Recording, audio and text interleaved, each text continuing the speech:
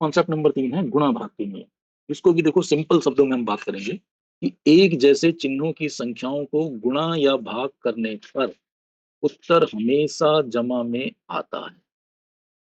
अब इसको पहले समझ लेते हैं। जैसे मैंने क्या कहा, एक जैसे चिन्हों की संख्याओं को गुणा या भाग करने पर उत्तर हमेशा जमा में आता है। तो इसी को देखते हैं। देखो 2 गुणा 5, ठीक है? घटा 3 गुणा घटा 7, 5 गुणा 3 घटा 8 गुणा घटा 2।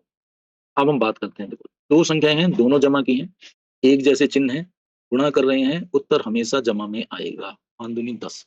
2 संख्याएँ हैं, दोनों घटा की हैं, गुणा कर रहे हैं, उत्तर हमेशा जमा में आएगा। जमा का 21।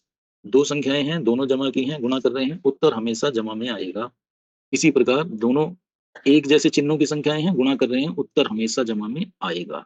ठीक है? अब इसी चीज़ को हम भाग में देख लेते हैं। घटा 8 को भाग करें घटा 2 से। इसको हम आप जानते हैं ऐसे भी लिखते हैं।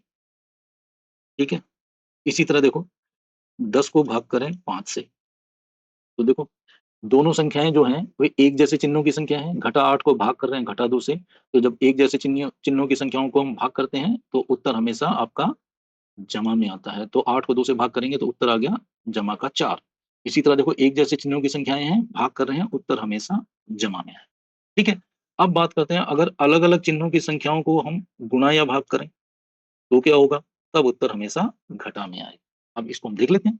जैसे कि अगर मान लो हम घटा 3 की गुणा कर रहे हैं जमा के 5 से, तो क्या होगा? घटा 5 की गुणा कर रहे हैं जमा के 2 से, तो क्या होगा? अब आ जाओ 10 को हम भाग कर रहे हैं घटा 2 से, तो क्या होगा?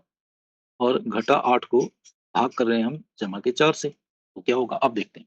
यहाँ पर 3 घटा का है, 5 जमा का है। अलग-अलग चिन्हों की संख्याएँ हैं, गुणा हो रही है, उत्तर हमेशा घटा में आएगा। सिंपल।